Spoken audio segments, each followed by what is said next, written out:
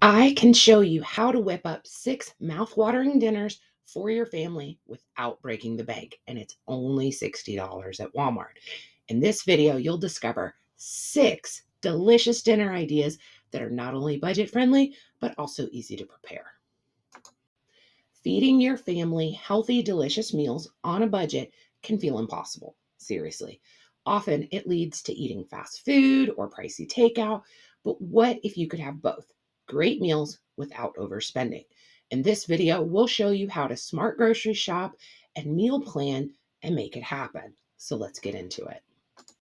Here is our grocery list for the week. Our total came out to $59.70 at the Super Walmart in Helena, Montana. Don't live in Montana? Totally fine. We got you covered. I have a link below to my entire Walmart grocery list. All you have to do is just click the link, go to the upper left-hand side of the screen, change the zip code to your area, and then it'll give you the prices at your local store. Usually the totals are pretty close everywhere in the US, except for like Alaska and Hawaii. But keep in mind, some products can be regional. So just scan through the list and make any substitutions if needed. Also, don't forget to check your pantry, your fridge, your freezer before you place a Walmart pickup order so you can get your total even lower than mine. Odds are good you probably have a few of these items. Do me a favor and let me know what your local total below in the comments. I'd love to see how much this menu would cost you at home. Now, I will mention there are a couple items that we assume that you have this week. I'll point them out as we go along, but they are ketchup, mustard, flour, salad dressing, and of course, your favorite seasonings and your preferred cooking oil. So let's get into this. The first recipe is going to be for cheeseburger stuffed shells with a side salad. Now, have you ever had one of those cheeseburger pizzas where you eat it and your mouth's like confused, like I'm eating a pizza, but it tastes like a burger? This is the pasta version of that.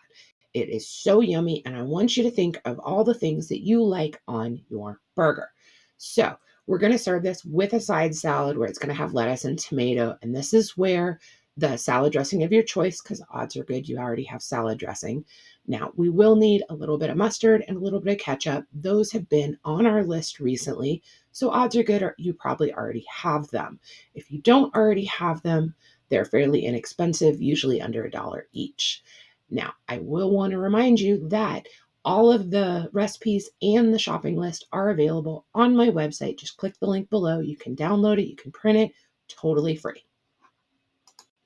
The second meal is going to be a sour cream chicken with mashed potatoes and sweet peas. Some people also know this as paprika chicken. And paprika comes in 2 different kinds. You have your standard paprika and you have smoked paprika. If you like a more smoky flavor, go with smoked paprika. It's a little bit different wise in cost. The regular paprika was like $1.12. The smoked paprika is like $1.98. So not bank busting at all. So go with whichever one you feel or the one you already have. Now, I will say that we're going to do a side of sweet peas. Now, if you don't like sweet peas or you don't like canned ones, you can easily switch that out. The point is that you want to do what's best for your family. Now, I will mention this is another one where we assume that you have just the teeniest amount of flour. You're going to need a teaspoon, not much.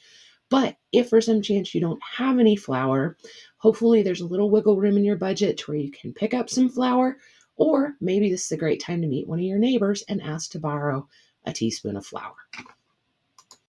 Now, February is canned food month, so we had to include a meal that used a bunch of canned foods. I'm just kidding. It really is canned food month, but this is just one of those great pantry staple type items where everything but the meat and the cheese you probably already have in your cabinet.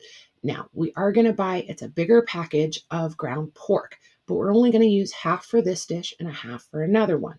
So if you're trying to save a little time, the second meal that we're going to be using the ground pork for is going to be meatballs. You could pull half of this, cook it for this dish, and then go ahead and make your meatballs, put them in a container, and you have them ready to go. You could also freeze those meatballs for later as well. The next dish is going to be a rosemary butter chicken with roasted carrots and potatoes. This is so yummy and so tasty, but don't freak out if you don't like rosemary. You can easily substitute this out with any other fresh herb that you like, or just browse your spice cabinet for a seasoning you already love. Totally fine. It's really just a butter sauce, and we're adding rosemary for extra flavor. So you can add whatever seasonings you like. We don't have any rules here. Recipes are not set in stone. Make sure to adjust these to your family's taste, because you know what? Recipes are just formulas and bases. You get to decide what goes in the pot and what you serve your family. Now, if it's freezing cold in your area like it is here, you are going to want some soup this week. This is a super simple stovetop version of Italian meatball soup. This is where we're going to use the other half of the ground pork, and we're going to make some super basic, simple meatballs. Now, I did not include adding breadcrumbs into this simply for the fact that if the meatballs fall apart in the soup, it's okay. I'm not really concerned.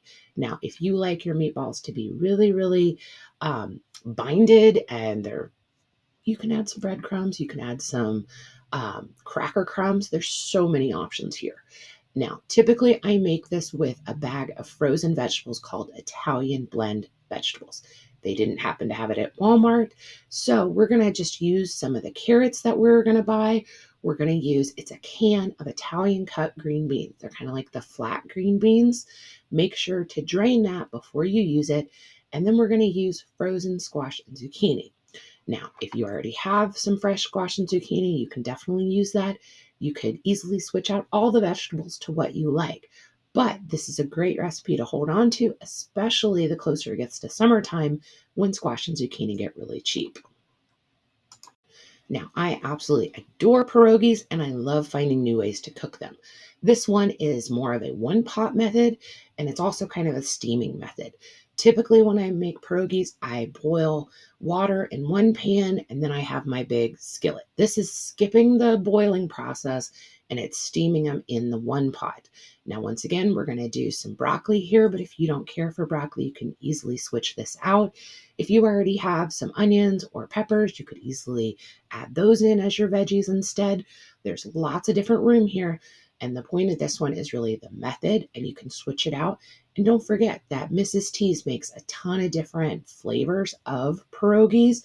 Personally, I like the 4 cheese medley or even just like the onion one. So just make sure that you switch it up to what you like. Here is the low cost fruit options this week. I love to include fruits in my dinners every night because it feels kind of like a treat, but it also helps keep you full. So we're just going to call that a yummy meal planning hack right there. You'll notice that citrus is still on sale. Some of your like tropical fruits like pineapples and kiwis and even mangoes, those are all on sale. I'm starting to see apples and of course berries. Be careful with the berries because sometimes I buy them and they're wonderful. Sometimes I get them and they're really tart. So you'll just have to play that one by ear. In case you are new here and you want all the recipes and the shopping list totally for free, go down to the description. There's a link to my website and you can download the PDF there, print it. Now, next, I just want to tell you that you are doing a great job providing for your family. I know this is a tough time with everything that's going on, but we're going to keep practicing. We're going to keep trying. We're not going to give up.